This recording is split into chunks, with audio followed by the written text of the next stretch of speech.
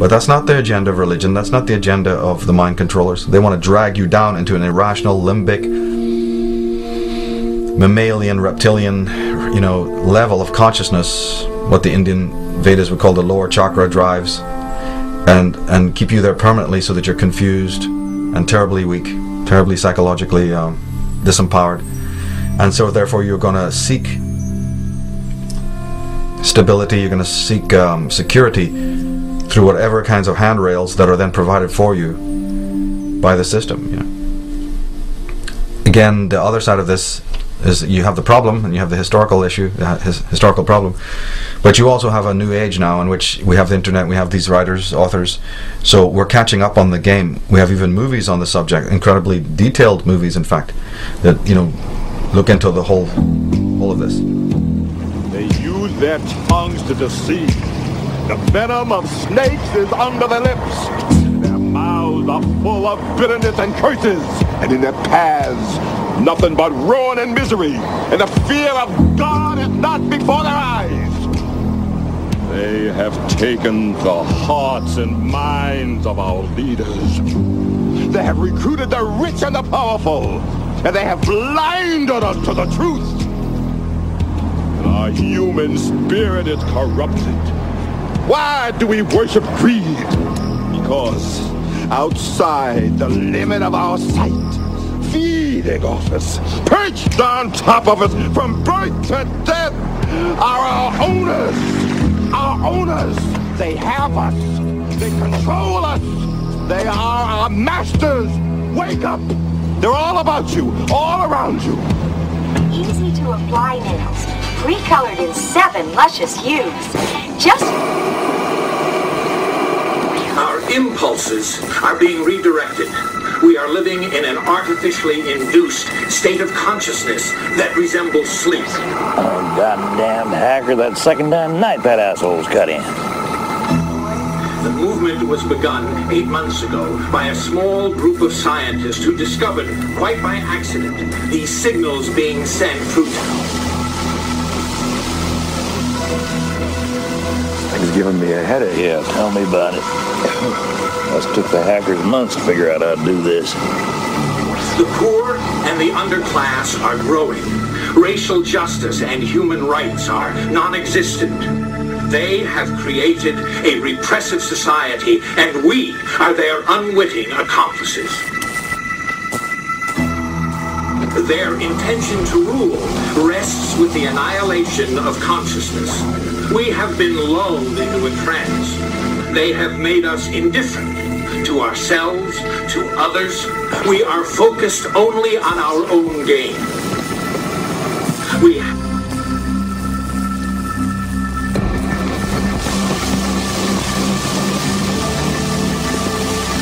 Please understand, they are safe as long as they are not discovered. That is their primary method of survival. Keep us asleep, keep us selfish, keep us sedated.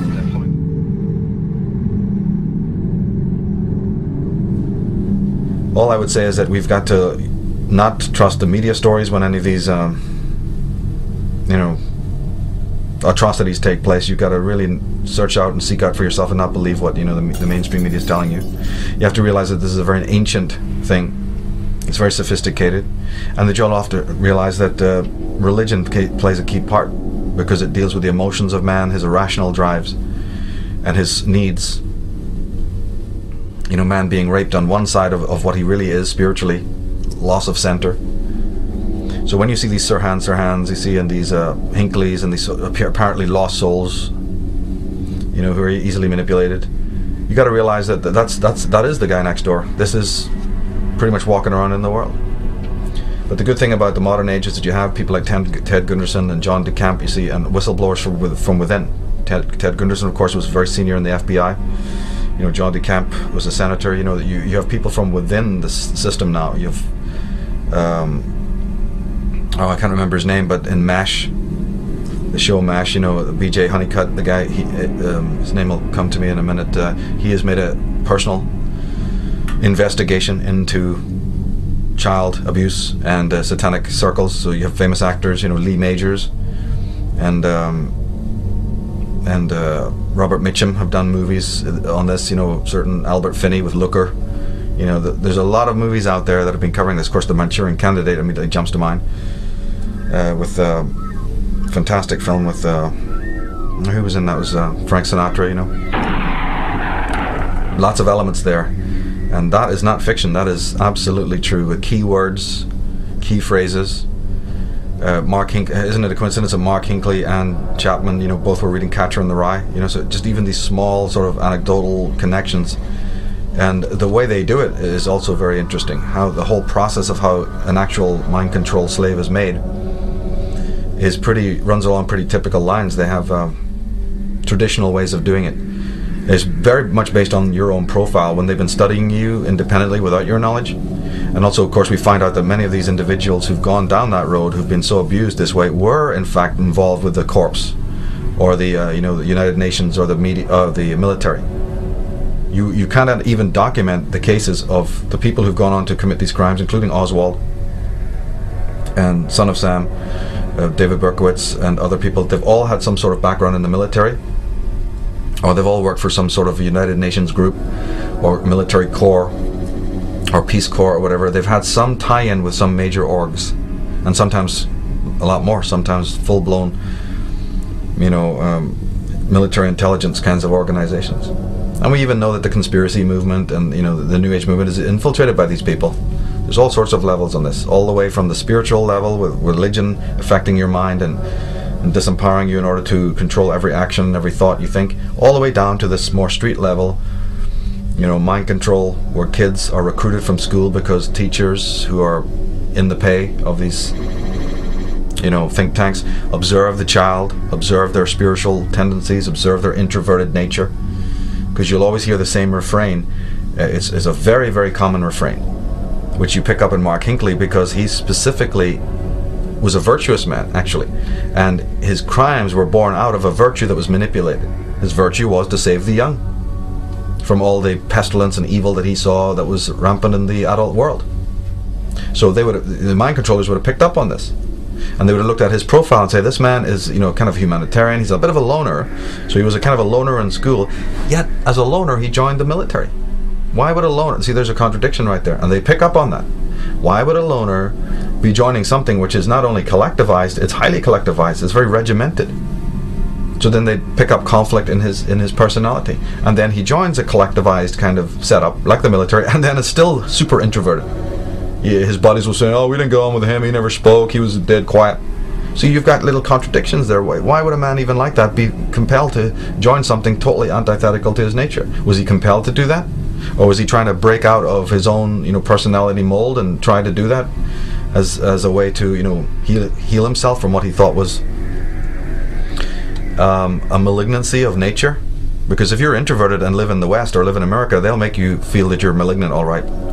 It's not that introversion is malignant, quite the contrary. As the psychologists know, it's the extrovert personality type that's the easiest hypnotized.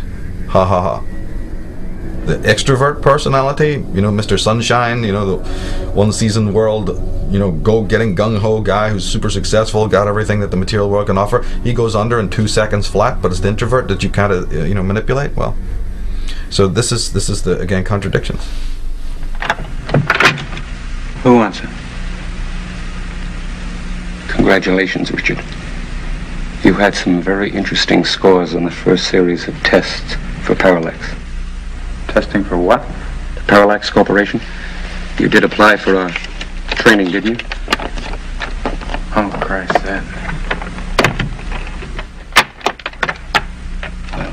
As you know, Parallax receives demands from all phases of industry. Demands for unusual personnel. If you qualify, and we think that you can, we're prepared to offer you the most lucrative and rewarding work of your life. Yeah, what do you get out of it? We receive a sort of finder's fee. As I said, the jobs are difficult to fill. Your tests suggest that you have remarkable talents. Yeah, what do you mean by talents? You have difficulty holding on to a job, don't you? I don't know, I just don't like to take a lot of shit, so people say I got antisocial tendencies. Right. Tell me, has it ever crossed your mind that maybe it's everybody else's problem that they don't get along with you? Why? Because you see, the very quality that gets you in trouble is what makes you potentially invaluable. What's that? Your aggressiveness. Aggressiveness. Right. I don't want to intrude on you while you're reading. But get in touch with me personally if you'd like to go further.